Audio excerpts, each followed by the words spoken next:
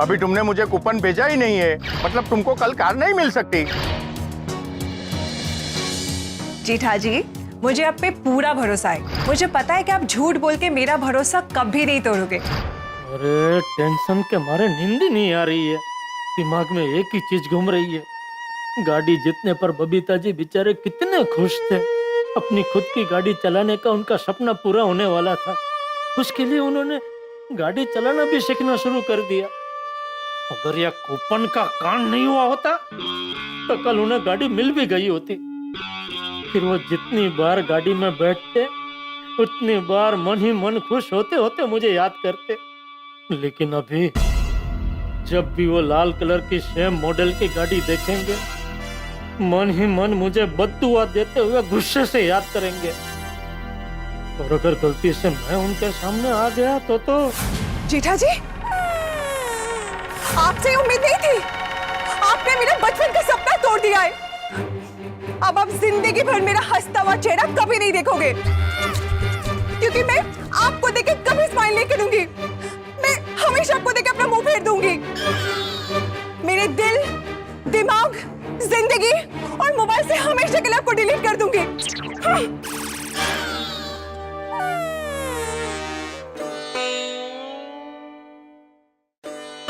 बबीता जी को इतना दुखी देख के अय्यर भाई और बाकी सब सोसाइटी वाले भी मुझे नहीं छोड़ेंगे।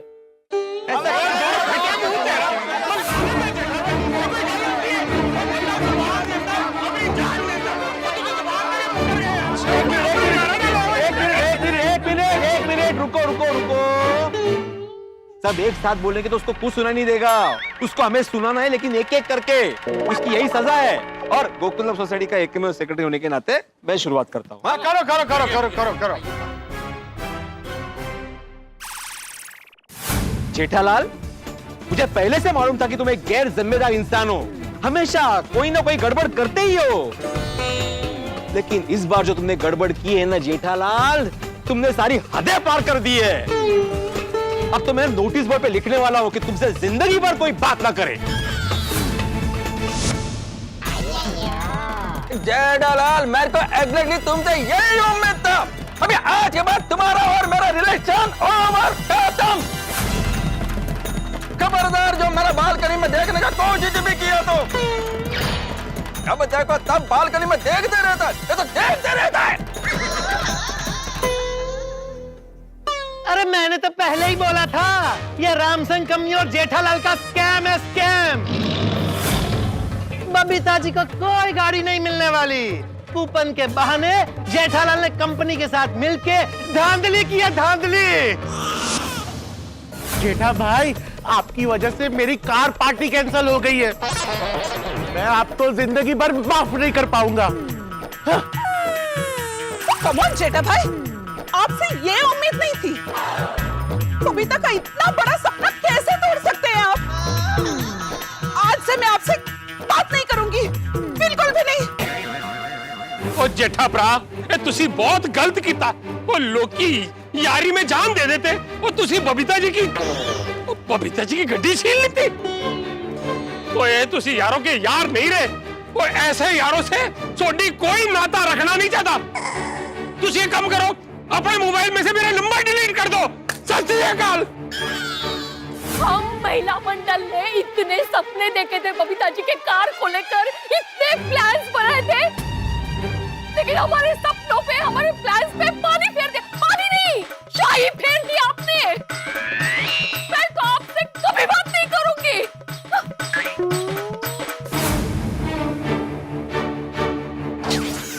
बस।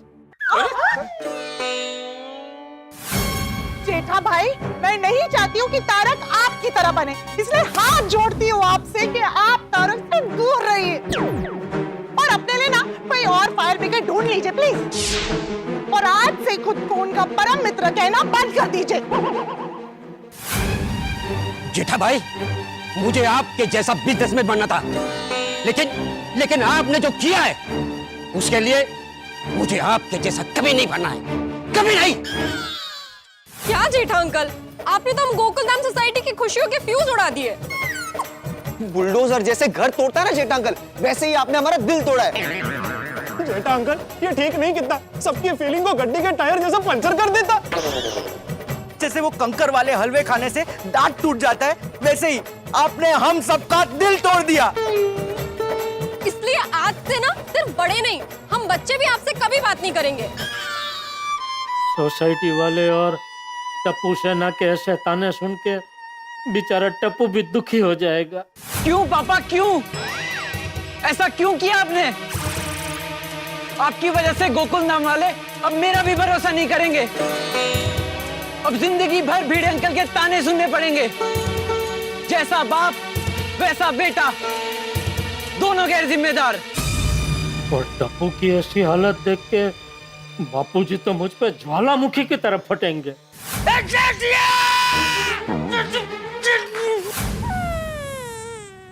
हे भगवान, ये मेरे हाथों क्या हो गया, क्यों हो गया? अब ये स्याही का दाग मुझे जिंदगी भर सताता रहेगा। कल मैं बबीता जी और सोसाइटी वालों का सामना नहीं कर पाऊंगा। क्या करूं? बचाओ, भाग जाऊं? वहां जाऊंगा तो सब पूछेंगे अचानक कैसे आना हुआ, वो भी अकेले। अगर मैं कुछ नहीं बताऊंगा तो वो लोग बापूजी को फोन करके पूछेंगे। गांव वालों को भी इस हादसे के बारे में पता चल जाएगा। वो लोग भी मुझसे नाराज हो जाएंगे, कहेंगे बचाव का होते हुए तुम ऐसी गलती करी कैसे सकते हो? अब तुम्हारी वजह से गांव का नाम मिट्टी में मिल गया। नकली बना तेनो। नहीं नहीं, बचाओ नहीं, फौरन भाग जाता हूँ। अरे लेकिन मेरा पासपोर्ट तो बापूजी का कबाट में है, तो कहाँ जाऊं? दमन। हाँ, एक हफ्ते के लिए गोपाल भाई के रिजॉर्ट में छुप जाता हूँ।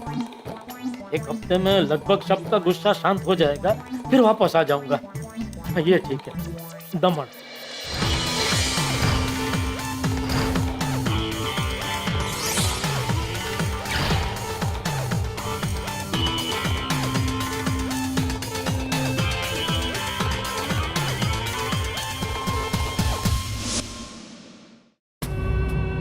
सॉरी बापूजी, सॉरी टप्पू, आप लोगों को बिना बताए जा रहा हूं, लेकिन परिस्थिति कुछ ऐसी है कि अगर आप लोगों को बताया तो आप दोनों कभी चैन की नींद सो नहीं पाएंगे। चलो, जय जिनेंद्र बापूजी।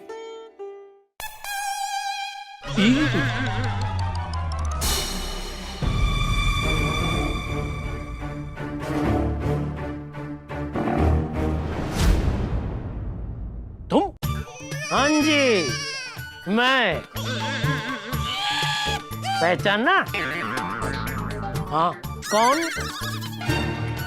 क्या कौन? मैं कौन हूँ बोला? मेरी अंतरात्मा, और कौन? चलो हटो, जाने दो मुझे। नहीं, मैं तुम्हें नहीं जाने दूंगा। अरे क्या, अरे क्या, अरे क्या?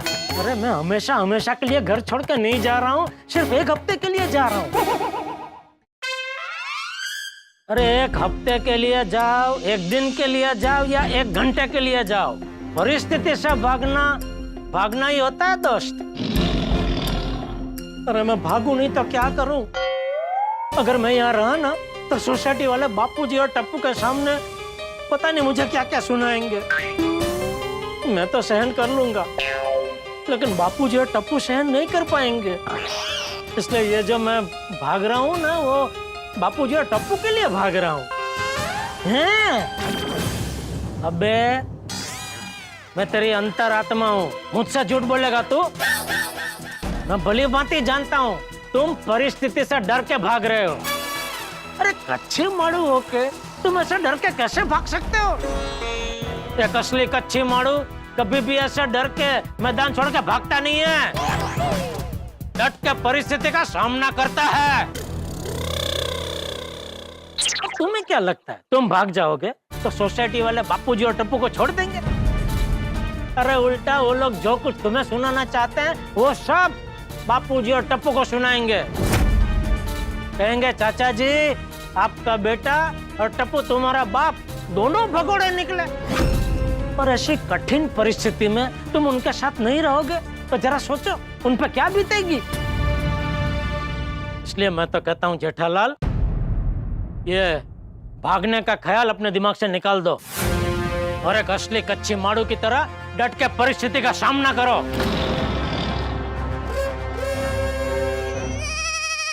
बिल्कुल सही कह रहे हैं आप। थैंक यू अंतरात्मा जी, थैंक यू मेरे दिमाग की बत्ती जलाने के लिए। एकदम सही कह रहे हैं आप। ये भागने का ख्याल मुझे अपने दिमाग से निकाल देना चाहिए। निकाल दिया। अब ये कच्ची माड़ू डट के परिस्थिति का सामना करेगा, कहीं नहीं जाएगा। फायर नहीं, फायर हूं मैं। शाबाश।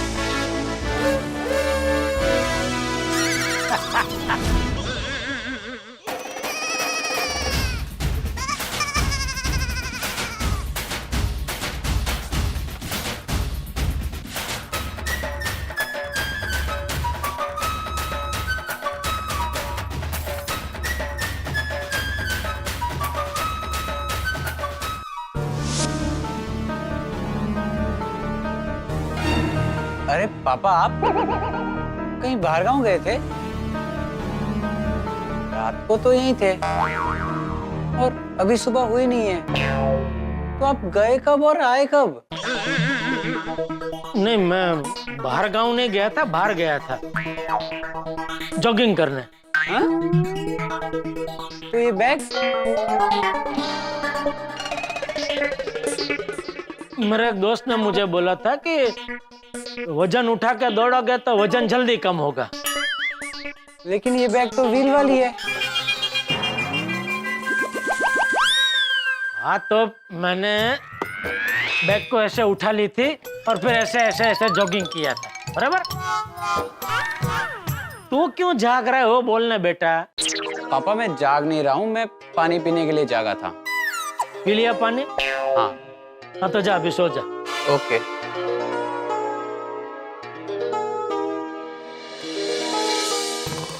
चलो अब मैं भी सो जाता हूँ, अब शायद नींद आ जाएगी।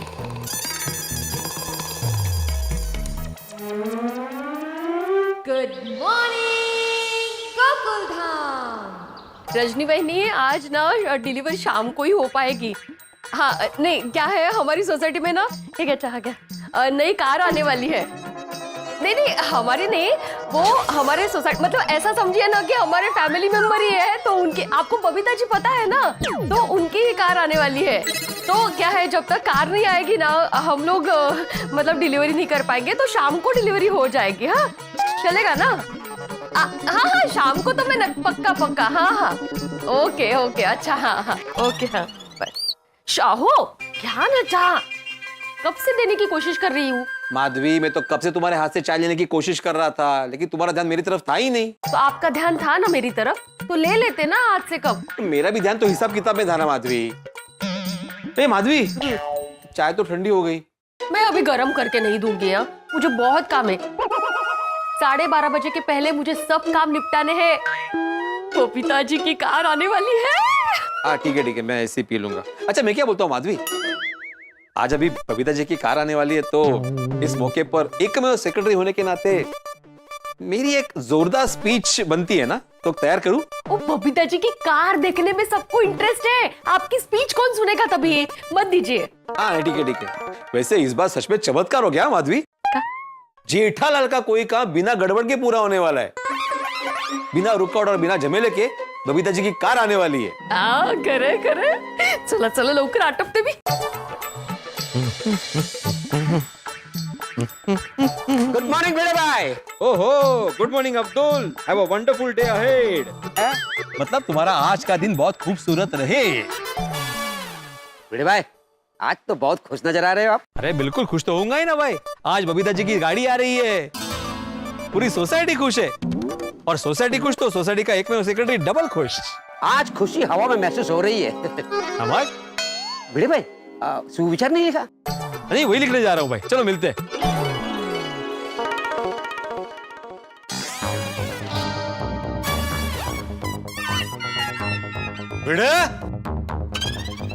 अरे गुड मॉर्निंग पोपटलाल। क्या गुड मॉर्निंग? क्या है ये? क्या? अरे ये ब्लैक बोर्ड ब्लैक क्यों है? हैं? सुविचार क्यों नहीं लिखा है? अरे वो मैं लिखने ही जा रहा था। सोसाइटी के कामों में ध्यान नहीं है भाई तेरा आजकल। कामों में ध्यान देने का क्या मतलब है तुम्हारा? यही कि सुविचार क्यों नहीं लिखा है? नहीं लिखा, मेरी मर्जी, मैं जब चाहे लिखूंगा। तुम होते को ना मुझे पूछने वाले। सोसाइटी का माननीय कमेटी मेंबर, और सोसाइटी के कामों में अपनी मर्जी नहीं चलती। सारे काम टाइम टू टाइम होने चाहिए। ओ पोपटलाल, ये सुविचार लिखना है ना, सोसाइटी का काम नहीं है। अरे लेकिन ये नोटिस बोर्ड तो सोसाइटी का है ना। तूने अपने खर्चे से लिया है, सोसाइटी के खर्चे से लिया है। इस पर जो भी काम होगा उसे सोसाइटी का काम माना जाएगा। इसलिए अगर सुविचार लिखना है तो टाइम से लिखो, या मर्जी वर्जी नहीं चलती। पोपटलाल, सोसाइटी के किसी भी बायलॉज में ऐसा नहीं लिखा है, कर ना। वो तो मैं अपनी मर्जी से लिखता हूँ ताकि लोगों को सीख मिले। अब तो लिखना भाई, आज किसी को अच्छी सीख की जरूरत नहीं है, सब सुधर गए। आज सुबह से जो 10-12 लोग सोसाइटी के बाहर गए होंगे वो तो बिना सीख के गए ना। तूने टाइम पर सुविचार लिख दिया होता तो वो सुविचार पढ़ के जाते।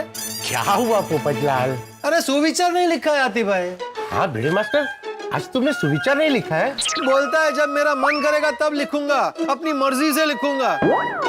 अरे हाथी भाई आप ही बताइए, ये नोटिस बोर्ड सोसाइटी का, चौक सोसाइटी का, डस्टर सोसाइटी का, तो इसकी मर्जी कैसे चलेगी? हाँ ठीक है पोपटलाल, हो जाती है गलती कभी कभी। हाँ ठीक है, ये पहली गलती समझ के माफ किया, अगली बार ध्यान रखना। अरे क्या माफ करता हूँ, और कौन सी गलती? मैं सुविचार लिखता ही नहीं हूँ। देखो, अरे भिड़े मास्टर ऐसा मत करो, तुम्हारे सुविचार अच्छे होते हैं, उससे लोगों को सीख मिलती है। सुना सुना पोपटलाल? अरे सुना भाई, और मैंने कब कहा कि अच्छी सीख नहीं मिलती है? मैं तो बोलता हूँ कि अच्छा से विचार लिखता है, लेकिन लिखे तब ना, और वो भी टाइम पे लिखे तब ना। अरे पोपटलाल, भिड़े मास्टर तुम सुविचार लिखो। लिखो लिखो।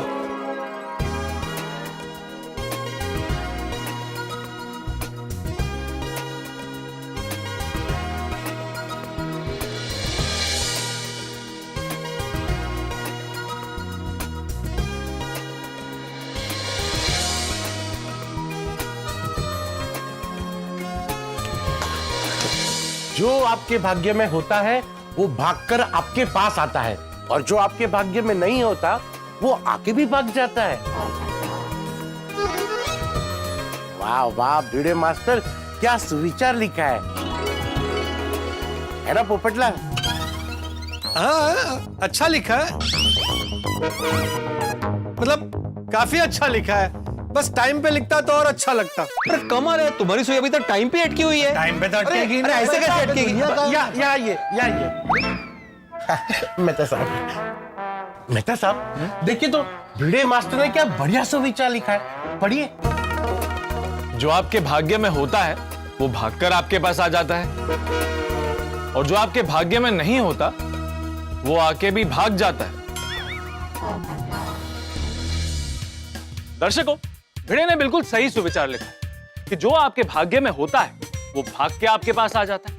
जैसे कि जेठालाल के भाग्य में टेंशन है तो वो टेंशन भाग के जेठालाल के पास आ जाता है, और जो आपके भाग्य में नहीं होता वो आके भी भाग जाता है। जैसे कि बबीता जी की कार, भाई वो गड़ा इलेक्ट्रॉनिक्स से लकी ड्रॉ में कार जीती, लेकिन वो कार उनके भाग्य में नहीं है और वो कार उन्हें कभी नहीं मिलने वाली। लेकिन बबीता जी इस सच को मानने को तैयार ही नहीं है।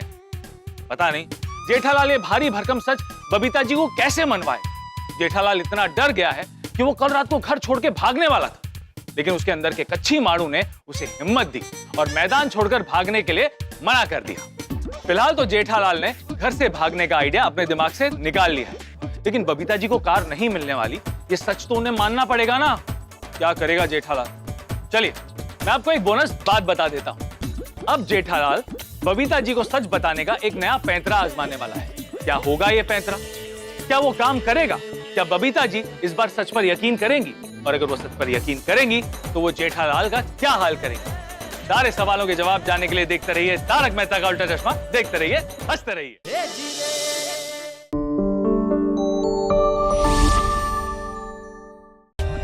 For more updates, subscribe to our channel, click the show links and enjoy watching the videos.